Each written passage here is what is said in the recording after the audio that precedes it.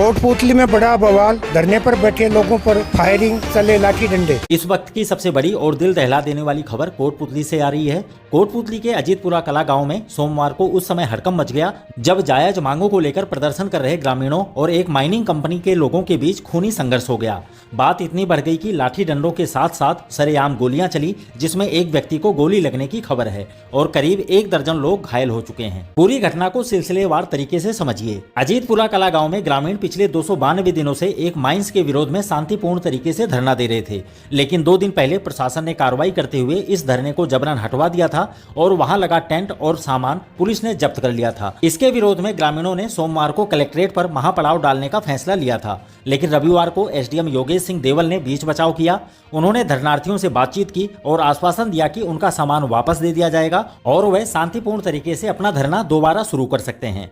पूर्व सरपंच नेतराम ताखर के मुताबिक इसके लिए प्रशासन से बाकायदा लिखित अनुमति भी ली गई थी, लेकिन सोमवार को जब ग्रामीण दोबारा धरना स्थल पर पहुंचे तो वहां का नजारा बदला हुआ था। एनएलसी कंपनी से जुड़े लोगों ने वहां पहले ही मिट्टी डलवा दी थी ताकि ग्रामीण बैठ न सके। नेतराम ताखर ने बताया कि उन्होंने तुरंत इसकी सूचना एसडीएम योगेश सिंह देवल को दी। एसडीएम ने कहा कि मिट्टी हटवा दी जाएगी, आप मुझे लिखित में एप्लीकेशन दे दो। इसके बाद नेतराम ताखर खुद एप्लीकेशन देने कोटपुतली के लिए रवाना हुए और ग्रामीण धरना स्थल के पास ही उनका इंतजार करने लगे। आरोप है कि इसी दौरान कई वाहनों में सवार होकर आए एनएलसी कंपनी से जुड़े कुछ आपराधिक प्रवृत्ति के लोगों ने अचानक निहत्थे ग्रामीणों पर हमला बोल दिया। प्रत्यक्षदर्शियों के अनुसार हमलावरों ने लाठी डंडों से बुजुर्गों और महिलाओं को बेरहमी से पीटा और इस दौरान अंधाधुंध फायरिंग भी की गई।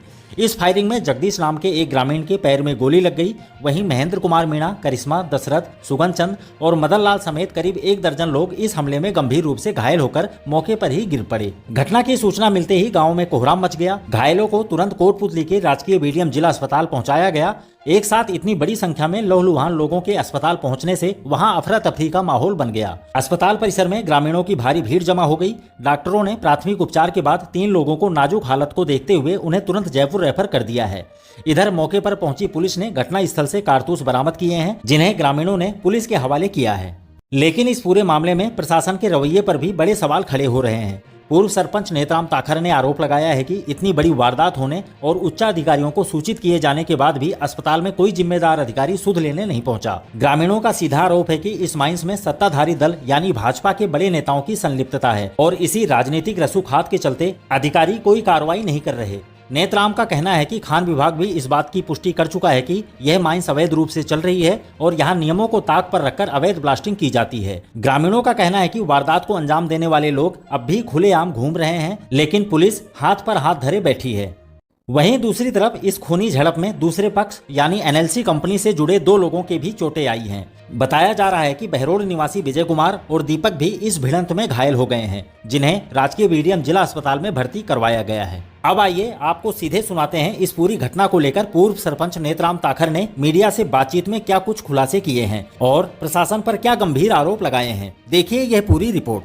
पूछ करने वाले थे पूरे ग्रामवासी, लेकिन हमारे को एसडीएम महोदय द्वारा सूचना मिली कि आपका टेंट है जो वापस है सामान आप ले लें और आप अपना धरना वहाँ शांति से जारी रखें। हमने कल एसडीएम साहब को लिखित में दे दिया था कि हम हमारा टेंट ले जा रहे, हमारा धरना वहीं लगाएंगे जहाँ पहले था। तो एसडीएम महोदय ने मारक करके थाना सरुंड को दे दिया था, इनका सामान सुपुर्द किया जाए, इनका टेंट दे दिया जाए। हम सुबह जब पूरे गांव को बिठाकर एक मीटिंग करी कि अपना कूच करने का कैंसिल करते हैं, प्रशासन ने अपना टेंट दे दिया से सामान और अपन शांति प्रिय वहाँ बैठेंगे। रात को माइंस खनन माइंस द्वारा वहाँ मिट्टी डाल दी गई 10 डंपर। हमने सुबह 8 बजे मैंने एसडीएम महोदय को फोन किया, साहब वहाँ मिट्टी डाल दी। तो बोलो सरपंच जी आप एक लिखित में कागज मुझे दे जाओ, शमशान का रास्ता बंद करके मिट्टी डाल दी, आप मुझे एक एप्लीकेशन दे जाओ। मैंने गाँव को समझा कि भाई अपने शांति प्रिय रहना, मैं जब तक एसडीएम साहब के पास जा रहा हूँ वहाँ से लिखित में लेके आएंगे, फिर अपना टेंट लगाएंगे, आराम से बैठेंगे। उधर मत जाना कि वो लड़के लड़ाई के मुंड में रात से घूम रहे हैं। तो हम हमारी जो जोड़ है वहाँ ये 10 आदमी 10 महिलाएं वहाँ पेड़ के नीचे बैठने के लिए आ रहे थे। सरपंच जब तक आता है अपना काम करेंगे। इतने में 10 से 20 किशन टापरी की टीम जो है, बलेस की टीम जो है, जो वहाँ रहती है, जिनकी हमने बार बार प्रशासन को शिकायत की है, ये लड़के हथियार रखते हैं, ये पिस्टल रखते हैं, ये हमें कभी भी जान मान का खतरा इनसे हो सकता है, ये अवैध माइंस चल रही है। लेकिन हमारी कोई सुनाई नहीं, बार बार हमारे ऊपर ही मुकदमे लगाए गए, हमारे को डराया धमकाया जा रहा है माइंस चलाने के चक्कर में। और जैसे ही मुझे फोन किया कि यहाँ तो फायरिंग हो गई, मैंने तुरंत हर अधिकारी को फोन किया, किसी ने मेरा फोन नहीं उठाया। मात्र 2 पुलिस वाले वहां जाते हैं, ओम प्रकाश जी वहां, हमने वहां पिस्टल की जो फायरिंग की गोली है वो बरामद करा दी। 2-3 आदमियों के फायरिंग हुई है, बाकी सिर में चोट। बहुत हमारा जीना दुसार कर रखा है इन बदमाशों ने। और अभी भी यहाँ हॉस्पिटल में हम आए तो लड़के कह रहे थे सरपंच जा रहा है, इसके साथ करते मारपीट। वो लोग यही है, वो बदमाश जिन्होंने फायरिंग की वो यही बैठे हैं, लेकिन इनके खिलाफ कोई एक्शन नहीं हो रहा। तो इसका मतलब गांव में मारने का निर्णय हो चुका है। नहीं है कितना बड़ा हादसा फायरिंग होना, पूरे 300 दिन से पता था कि ये घटना घटेगी, लेकिन इसका कोई डिसीजन नहीं किया जा रहा गांव को मारने। SC/ST का गांव है, तो वहाँ कोई नेता नहीं है हमारा, कोई पावर नहीं है हमारे पास, तो इसके मतलब हम मरेंगे वहाँ।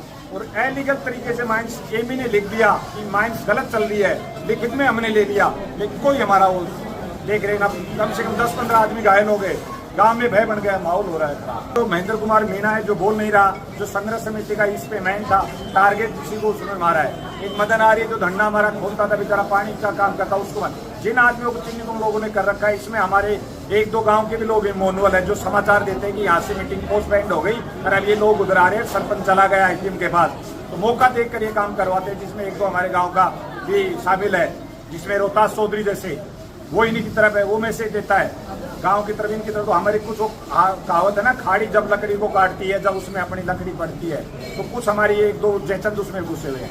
सामने हाथ जोड़ लेते हैं कि हमारी बात की बस की बात नहीं, राव साहब की माइंड है, बड़े नेताओं की माइंड है। कल हम शुक्रवार को माननीय विधायक साहब के पास गए, हंसराज जी पटेल जी के पास, कि साहब हमारा धरना उठ गया।